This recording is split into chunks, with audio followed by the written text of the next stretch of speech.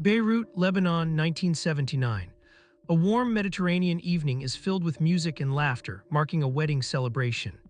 Strings of white lights stretched across the courtyard of a seaside villa illuminate dozens of guests dancing, drinking champagne, and embracing the newlyweds. The air carries the scent of jasmine and roasted lamb. Children run between tables laden with traditional Lebanese sweets. Elderly men smoke nargilés and discuss politics in low tones.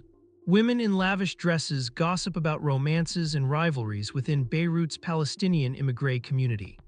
No one present pays any attention to the photographers circling the party, capturing candid moments with expensive Nikon cameras. No one questions the catering staff who arrived that afternoon with covered dishes and crates of French wine. No one gives particular notice to the young couple from Paris, introduced as distant relatives of the groom's family, eager to celebrate though they had never met the bride. The guests have no idea there is no wedding. The bride and groom are Mossad operatives.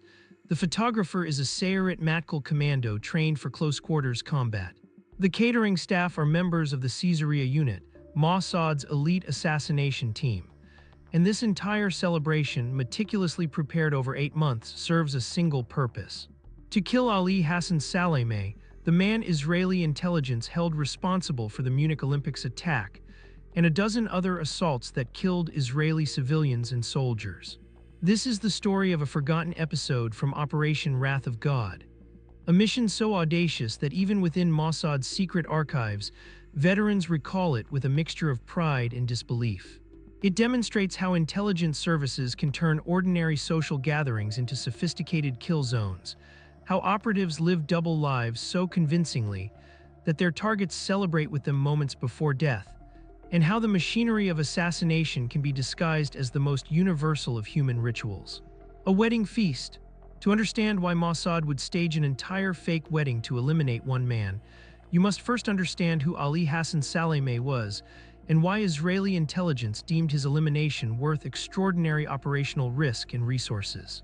Salameh was born in 1940 in Quillah, a village in British Mandate Palestine. His father, Hassan Salameh, was a legendary figure in Palestinian resistance, a commander during the 1936–1939 Arab revolt against British rule and Jewish migration. Hassan fought alongside the Grand Mufti of Jerusalem and earned a reputation for tactical genius and utter fearlessness in battle. When the 1948 Arab-Israeli War erupted, Hassan led Palestinian and regular forces against Jewish settlements and the emerging Israeli military units. He was killed in combat near Ras Al Ain in June 1948, becoming a martyr whose name would be invoked for generations as a symbol of Palestinian resistance and sacrifice. Ali grew up in the shadow of this legacy, raised by his mother in refugee camps in Lebanon after the family fled Palestine following Israel's victory in 1948. The displacement, the poverty of camp life, and the constant reminder of his father's heroism shaped Ali's personality from childhood. He was expected to follow in his father's footsteps, to become a fighter who would avenge Palestinian losses and continue the struggle for the lands his family lost. Yet Ali was not merely a product of trauma and ideology.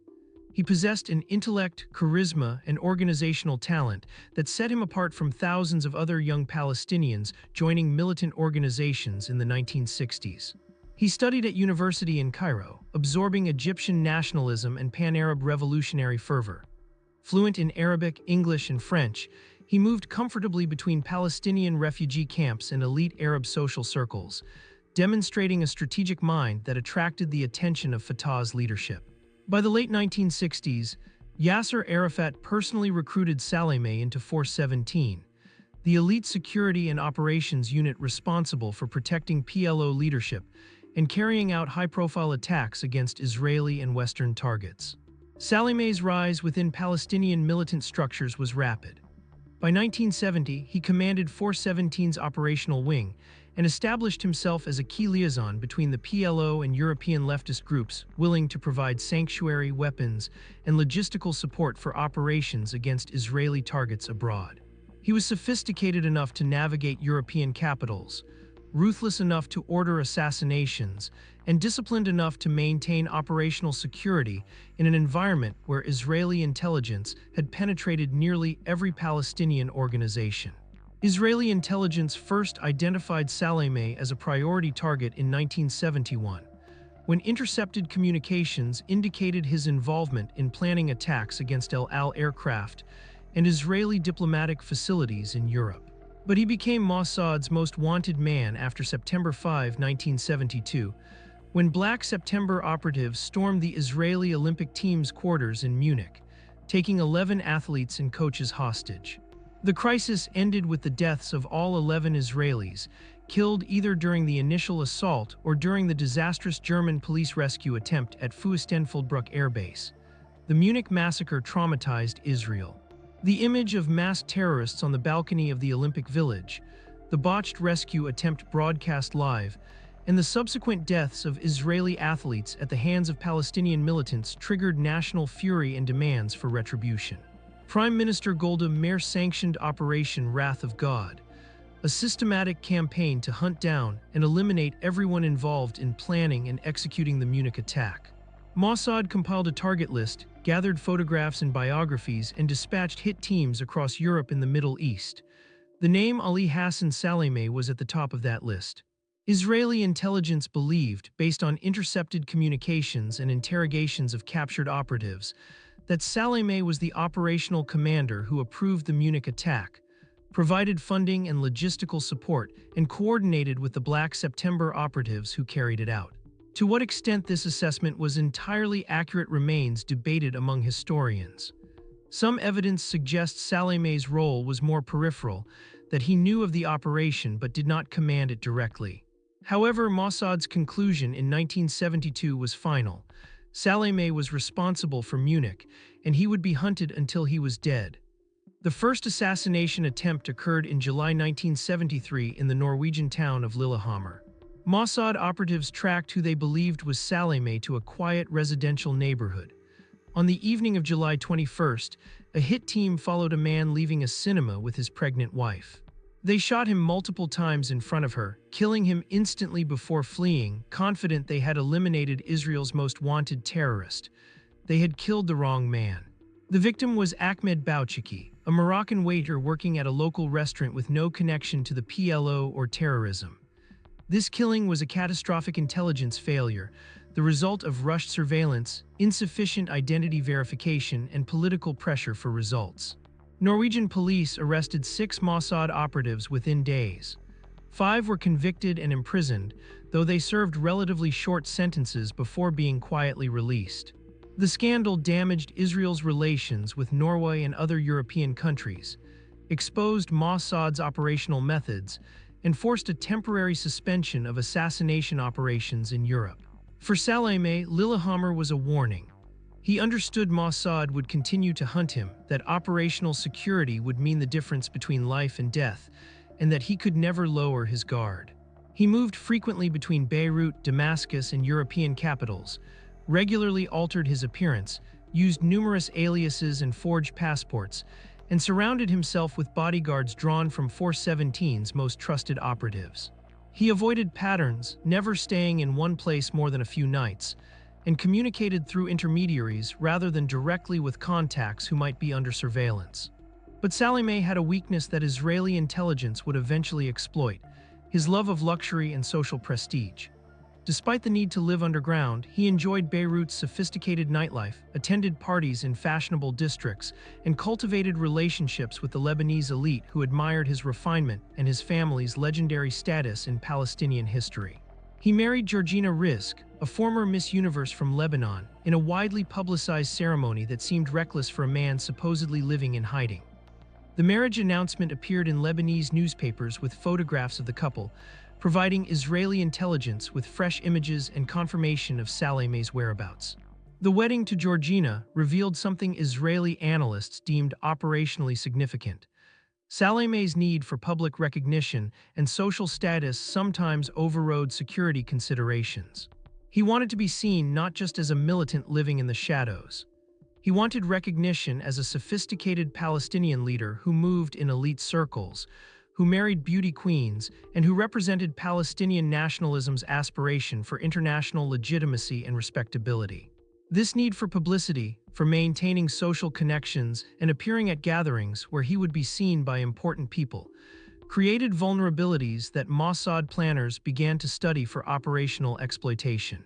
By 1978, Mossad had rebuilt its assassination capabilities after the Lillehammer disaster. New operational protocols emphasized meticulous surveillance, multi-source identity verification, and detailed planning that prioritized certainty over speed. The agency had learned that hasty operations led to catastrophic failures that damaged Israel's international standing and compromised future missions. The next attempt on Salameh's life would only proceed when conditions allowed for absolutely positive identification of the target, and a method that guaranteed success without exposing operatives to capture. Surveillance teams operating in Beirut established Salameh's routine, noting his frequent attendance at social events in Christian sectors of the city, where Palestinians with means and connections maintained apartments and villas. He traveled with bodyguards but let his guard down at parties hosted by people he trusted, believing the social setting among friends offered protection through community rather than isolation. Israeli analysts identified this as an operational vulnerability they could exploit. Salameh would attend a gathering where he felt safe, where armed bodyguards would seem out of place, and where an attack could occur before he recognized the threat. The concept emerged during planning in late 1978. Create a social event so compelling that Salameh would attend voluntarily, lowering his guard because the environment seemed genuinely benign. A birthday party was considered but rejected, as Salameh might be suspicious of invitations from people he did not know well.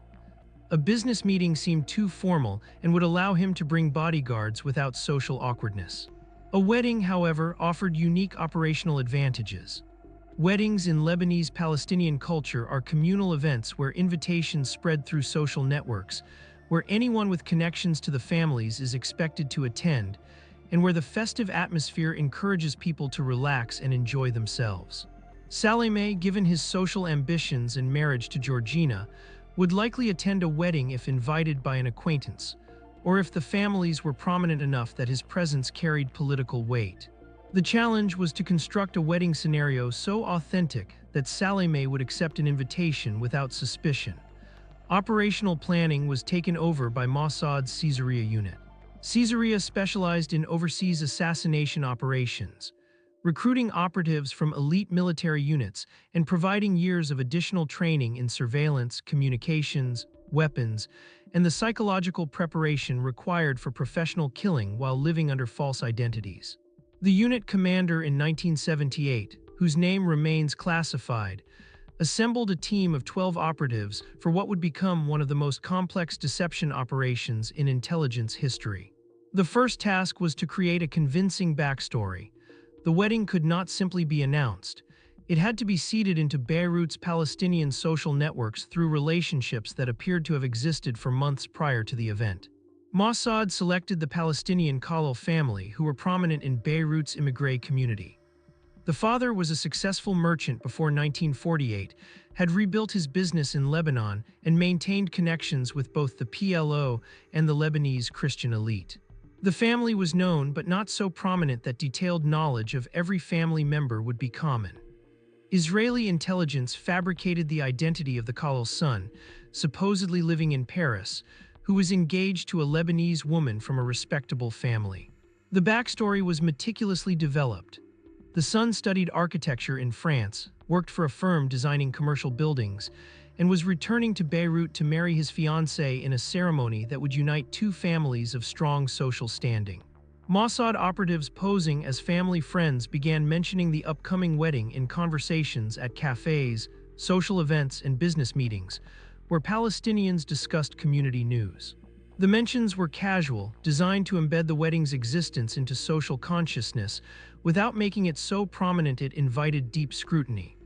Simultaneously, Mossad created the bride's identity with equal care. Layla Haddad was supposedly the daughter of a Lebanese Christian family with business interests in Beirut and Cyprus. Her father, according to the legend, had made a fortune importing European goods and maintained friendly ties with Palestinians who had achieved similar success after displacement. The Haddad family was crafted to be respectable, but not so elite that their absence from Lebanese social registers would raise suspicion. Operatives created supporting identity documents, Birth certificates, school records, property deeds, and bank accounts that would withstand a superficial investigation by anyone Salome might ask to verify the wedding's legitimacy. The operational timeline spanned 8 months. Mossad could not simply announce a wedding and expect Salome to come.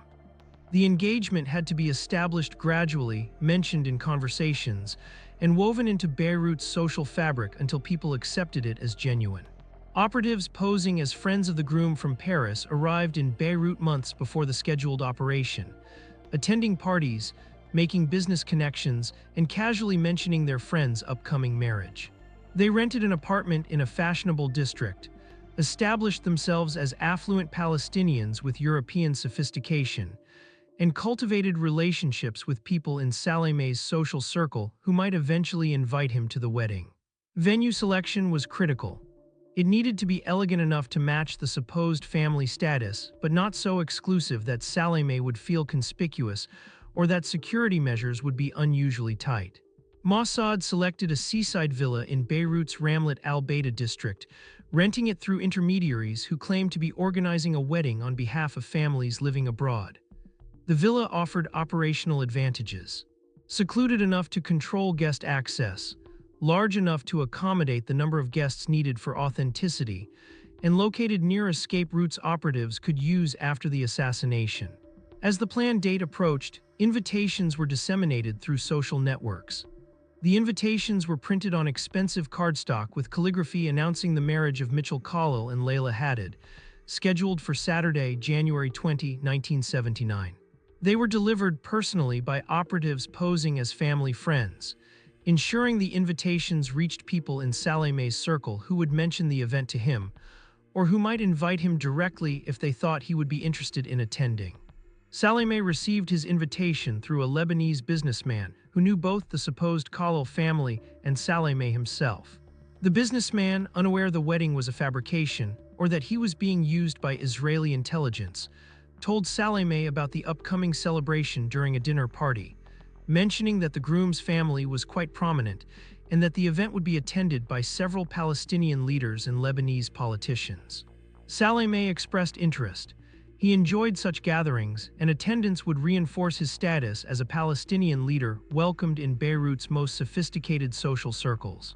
In the weeks before the operation, Mossad finalized operational details. The assassination would occur during the wedding reception, after enough time had passed for Salome to relax and lower his guard, but before the evening ended and guests began to depart. The method would be poison administered through champagne Salome would drink during a toast. The chosen poison was a modified ricin derivative, selected for its reliability and for symptoms that could be mistaken for cardiac arrest or an allergic reaction, giving operatives critical escape time before authorities determined an assassination had occurred. The operatives assigned to play the bride and groom underwent intensive training. They studied Lebanese wedding customs, practiced traditional dances, and rehearsed conversations about their fictional courtship and families until the details were automatic. The female operative playing Layla was a Caesarea veteran, fluent in Arabic and French, having lived undercover in Arab countries for years, possessing the social sophistication needed to embody a Lebanese woman from a respectable family. The male operative playing Mitchell was equally experienced, with extensive training in maintaining cover under stress and the psychological ability to celebrate a fictional marriage, knowing that within hours he would participate in a man's murder. Other operatives took on the roles of wedding guests, photographers, musicians, and catering staff. Each had specific duties beyond their cover roles. The photographer was to confirm Salome's identity through close observation and signal other operatives when the target was in position. The catering staff were to manage the poisoned champagne, ensuring it reached Salome during the toast and preventing its consumption by other guests. Musicians were to provide noise and distraction that would cover any unexpected complications. And guests dispersed through the crowd were to watch Salome's bodyguards, ready to intervene if any became suspicious. On the evening of January 20, 1979, the villa was transformed into what appeared to be an authentic Lebanese wedding celebration. The courtyard was decorated with white lights and flowers. Tables were arranged in traditional configuration with a head table for the bride and groom's families. An orchestra played Arabic music interspersed with Western pop songs. Catering staff moved efficiently between the kitchen and courtyard, serving hors d'oeuvres and pouring wine. The bride wore an elegant white dress with lace detailing. The groom wore a custom-tailored suit. Everything looked exactly as it should for a celebration uniting two prominent families. Guests began arriving at 7 p.m. Most were operatives or local contacts recruited without knowledge of the event's true purpose.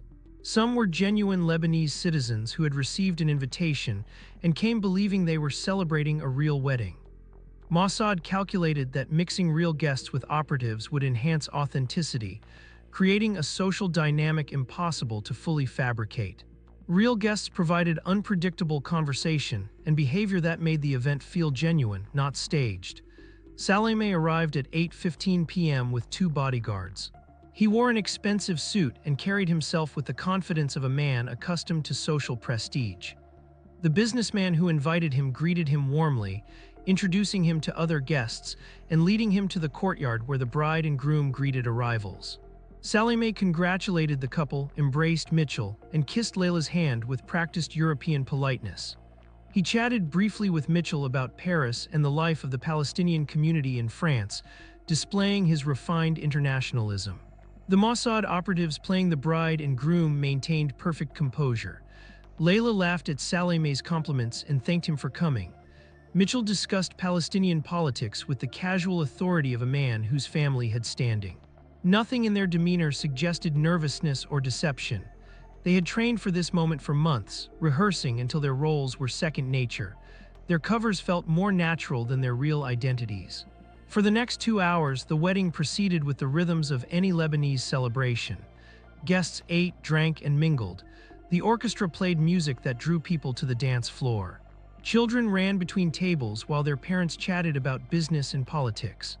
Salameh visibly relaxed, drinking wine and conversing with several guests about developments in Lebanon's civil war and Palestinian relations with various Lebanese factions. His bodyguards remained vigilant but positioned themselves at the edges of the courtyard, watching for external threats rather than suspecting danger within the celebration itself. The photographer, a Sayeret Matkal operative with a genuine Nikon camera, moved through the crowd taking pictures. He photographed the bride and groom, groups of guests, and candid moments that would later be destroyed, but which served operational purposes in the moment. He approached Salameh and offered to take his picture. Salameh agreed, posing with the businessman who invited him. The photographer took several shots, confirming identity through close observation of facial features and distinctive scars Israeli intelligence had documented from previous surveillance. He transmitted a discreet signal to other operatives. Target confirmed, proceed to next phase. At 10:30 p.m., the groom's father, played by an operative who had studied the Khalil family history thoroughly, stood to offer a toast. He thanked the guests for coming, spoke emotionally about his son's marriage and the continuation of Palestinian families despite displacement, and invited everyone to raise their glasses in honor of the celebration. Waiters distributed glasses of champagne to guests throughout the courtyard. The operative managing the poisoned glass ensured Salameh received a specific glass marked by a barely noticeable scratch on the base that distinguished it from others. Salameh raised his glass along with the other guests. As the toast continued, the father spoke of hope for Palestine's future, the resilience of the Palestinian people, and the importance of preserving culture and traditions even in exile. The words resonated with guests who had experienced similar displacement and loss. Salameh smiled, nodding in agreement with sentiments that matched his own beliefs about Palestinian nationalism and the struggle for return. The toast concluded with a traditional Arabic blessing. The guests responded in unison and drank. Salameh drank the champagne fully, emptying his glass as custom dictated. The poison immediately entered his system, absorbed through the stomach lining and beginning its work on his cardiovascular and nervous systems. The compound was designed to act within 15 to 20 minutes, producing symptoms that would appear as sudden cardiac arrest or a severe allergic reaction. For the next 12 minutes, everything appeared normal. Salameh continued mingling, accepting congratulations from other guests about his own marriage to Georgina, discussing potential business opportunities with a Lebanese merchant, and laughing at jokes from the groom. Operatives monitored him closely, maintaining their roles, watching for the first signs the poison was taking effect. At 10:47 p.m., Saleh broke off a conversation. He placed a hand on his chest. His facial expression shifted from relaxed pleasure to confusion. He tried to continue speaking, but his words slurred. His face noticeably paled. He staggered slightly, reaching for a chair to steady himself. His bodyguards immediately moved toward him, realizing something was wrong but not yet understanding the nature of the threat. The businessman who invited Saleh asked if he was all right. Saleh tried to answer but lost consciousness before he could form words. Bodyguards caught him as he fell, lowering him to the ground. Panic spread through the courtyard as guests realized something terrible was happening. Someone shouted for a doctor, women screamed, children began crying, the orchestra stopped abruptly. One of the catering staff, actually a Mossad operative with medical training, rushed forward, declaring he was a paramedic. He knelt beside Saleh, checking his pulse and breathing while performing a pantomime of emergency care. In reality, he was confirming the poison was working as intended and that Saleh was going into cardiac arrest. His pulse was weak and irregular, his breathing shallow and labored. His eyes were unfocused and his body trembled slightly. Bodyguards demanded an ambulance be called. Several guests ran toward the villa searching for telephones. The bride and groom stood together near the head table, expressing appropriate shock and concern. Other guests crowded around the fallen Saleh. Some wept, others prayed in Arabic. The courtyard transformed from celebration to chaos within seconds. The Mossad operative posing as a paramedic continued his performance, administering fake CPR while ensuring no genuine medical intervention would save Saleh's life. After 2 minutes, he looked up at the bodyguards and shook his head, indicating Saleh was not responding. One bodyguard began shouting in despair and grief, demanding to know what happened, insisting Saleh had been fined moments earlier. At 10:53 p.m., exactly 18 minutes after consuming the poisoned champagne, Ali Hassan Saleh died. His heart stopped, his breathing ceased, and his body went still. The operative checked for vital signs once more and pronounced him dead. His voice was flat despite the emotional chaos around him. The bodyguards reacted with fury and suspicion, drawing weapons and demanding no one leave the villa until police arrived and determined what killed their commander. The Mossad operatives maintained perfect composure despite the crisis. The bride began crying. Her grief seemed genuine as she fell into her groom's embrace. Mitchell held her, comforting her while his eyes tracked movements across the courtyard. Other operatives expressed shock and confusion, asking questions real guests would ask, maintaining their covers even as operational parameters shifted toward potential exposure. Lebanese police and an ambulance arrived within 12 minutes. Bodyguards explained what happened, describing Saleh's sudden collapse and death. They demanded an immediate investigation, insisting their commander had been assassinated, though they could not explain how or by whom, given the death occurred at a wedding among guests who seemed to have no motive. Police interviewed witnesses, took statements from the bride and groom, and examined the scene for signs of foul play. Initial medical assessment suggested cardiac arrest or a possible allergic reaction to something Saleh consumed. Police collected food and drink samples for testing, including the champagne glass Saleh used, which had been neatly collected as evidence by the operative who served it. The glass would later be analyzed, but the specific compound used would not be immediately identified. And by the time forensic experts determined poison had been used, the wedding party would have dispersed and the operatives vanished. The bride and groom were questioned in detail. They expressed horror that such a tragedy occurred during their celebration, offered full cooperation with the investigation, and provided contact information that seemed legitimate but would ultimately lead nowhere. They spent the night at a hotel, maintaining their cover as newlyweds traumatized by the death of a prominent guest at their wedding. The following morning, they departed Beirut on a flight to Paris, citing a need to escape the trauma and return to Mitchell's apartment in France. Other operatives departed individually over the next 48 hours, leaving Lebanon by different routes using different documents. By the time Lebanese authorities began suspecting Saleh's death might have been a sophisticated assassination rather than a medical incident, every Mossad operative involved in the operation had left the country. The investigation quickly stalled. Forensic analysis confirmed Salameh had been poisoned, but identifying the specific compound proved difficult given its rapid breakdown in the body. Witnesses described the wedding and Salameh's sudden collapse, but no one noticed anything suspicious. The bride and groom could not be located in Paris. The villa was rented through intermediaries whose identities proved fake. Invitations and wedding decorations were purchased with cash, leaving no financial trail. Lebanese police concluded a meticulously planned assassination had occurred, but they could not determine who was responsible or how the operation was executed with such precision. Israeli intelligence never officially acknowledged responsibility for Salameh's death. Government spokesmen answered questions with standard statements about not commenting on intelligence operations.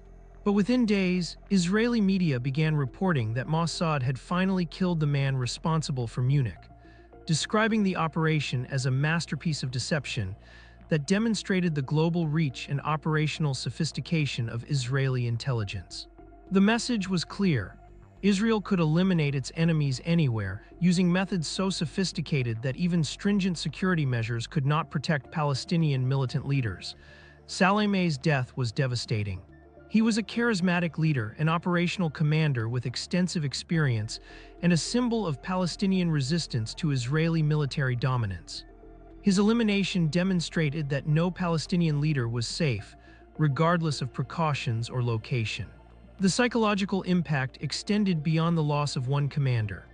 It bred paranoia within Palestinian organizations, undermining trust and making leaders suspicious of public gatherings, new contacts, and situations that might be covers for Israeli operations. The fake wedding operation became legendary within intelligence communities worldwide. It demonstrated that carefully crafted social engineering could overcome physical security measures, that patient planning could create scenarios where targets voluntarily entered kill zones, and that operatives with sufficient training could maintain deep cover even during complex operations like staging an entire wedding celebration. Intelligence agencies studied the operation, analyzing its methodology and considering how similar approaches could be applied to their own targets. But the operation also raised profound ethical questions that continue to be debated by intelligence professionals. Was the elaborate deception justified by Salameh's role in terrorism? Did the chosen method justify the risk of killing innocent guests? What psychological costs did operatives bear from living false identities so convincingly that they celebrated fake marriages while preparing to kill? The answers depend partly on perspective. Israeli officials viewed the operation as legitimate retribution against a terrorist commander who killed civilians. Palestinian supporters saw it as state terrorism demonstrating Israel's willingness to violate any norm, including the sanctity of wedding celebrations, in pursuit of its enemies. The operatives who carried out the mission returned to Israel as heroes within Mossad's classified world. They received commendations, promotions, and recognition from political and military leadership who understood the operation's complexity and its strategic significance. But they also carried psychological burdens that would affect them for years. Living as bride and groom at a fake wedding, celebrating with genuine joy while knowing their purpose was murder, required a psychological compartmentalization that left lasting effects. Intelligence agencies acknowledged that deep cover operations produce identity confusion, difficulties maintaining genuine relationships, and elevated rates of depression and substance abuse among operatives who spend prolonged periods living false lives. The female operative who played Layla Hadid later described the experience in classified debriefings. She explained the surreal quality of dancing at her fake wedding, exchanging vows in a ceremony that meant nothing, and smiling at guests while watching a man die from poison she helped administer. She emphasized that training prepared her for operational aspects, but not for emotional consequences. Dreams where the wedding became real and Salameh's death turned into guilt rather than professional accomplishment. Psychological assessments noted she struggled to maintain intimate relationships after returning from the operation, finding it difficult to trust anyone with her true identity after months spent being someone else so convincingly. Ali Hassan Salameh's death did not end Palestinian terrorism or resolve the Israeli-Palestinian conflict. New leaders emerged to replace him. Hamas and other organizations continued attacking Israeli civilian and military targets. The cycle of violence that killed Salemeh's father in 1948 continued through subsequent generations, producing new martyrs and new operatives committed to armed struggle. But the fake wedding operation achieved its immediate objective, eliminating a high-value target directly involved in operations that killed Israelis, and sending a message that Israeli intelligence would pursue its enemies with patient determination and sophisticated methods that made protection nearly impossible. The operation's legacy extends beyond its immediate success. It established a template for social engineering and intelligence work, demonstrating that creating elaborately staged false scenarios could overcome security measures that defeated conventional assassination methods. Intelligence agencies worldwide studied the operation, incorporating its lessons into training programs and operational planning. The concept of staging entire social events to access targets became part of the intelligence profession, applied in modified forms to operations against terrorist leaders, weapons traffickers, and foreign intelligence officers who learned to avoid traditional surveillance and direct approaches. 45 years later, the fake wedding remains classified in most operational details. The names of the operatives involved, the specific methods used to create false identities, and the intelligence sources confirming Salemeh's attendance remain protected. But the general outlines of the operation have entered intelligence mythology, recounted in training courses as an example of operational excellence, and studied by historians seeking to understand how modern intelligence agencies conduct covert action in hostile environments. What the operation reveals is uncomfortable for those who prefer to believe intelligence work follows clear moral boundaries. The operatives who staged the fake wedding were not monsters. They were highly skilled professionals serving a democratic nation facing genuine terrorist threats. They believed their mission was just that Salemeh deserved death for his role in killing Israeli civilians, and that their methods, however unconventional, were less morally problematic than carpet bombing or military invasions that would kill far more people. But their work required them to deceive innocent guests, celebrate a fake marriage while preparing a killing, and exploit universal human customs like weddings for purposes that violated everything such celebrations represent. The moral ambiguity defines modern intelligence work. Operatives live in spaces where ordinary ethics are complicated, where national security justifies actions that would be criminal in other contexts, and where the machinery of state power provides authorization for assassination based on classified evidence that cannot be publicly examined. Mossad's fake wedding was simultaneously a professional masterpiece and a profound violation of the social norms that protect communal celebrations from becoming battlefields. Both assessments are true, and their tension reveals something essential about how nations wage secret war in pursuit of security objectives they deem vital. The man who played Mitchell Khalil, the fake groom, never married in his real life. In interviews decades later, after his identity was declassified following his death from cancer, family members described how the operation affected him. He attended his sister's real wedding years later but struggled to feel anything beyond professional assessment, analyzing security vulnerabilities, and noting how an operation could be conducted. Instead of experiencing the emotional resonance of celebration, the fake wedding consumed something within him, replacing genuine capacity for joy with operational thinking he could never fully suppress. His sister recalled him standing alone during her reception, watching the guests with the detached expression of a man who could never again trust that celebrations were simply what they appeared to be. If you found this exploration of covert operations and intelligence history compelling, please support our channel by giving this video a like. Your likes help us bring more detailed and carefully researched content to light. Consider subscribing and hitting the notification bell so you never miss an upload as we continue to examine the hidden stories behind global events. If you know someone interested in history, espionage, or geopolitical strategy, please share this video with them. Thank you for watching.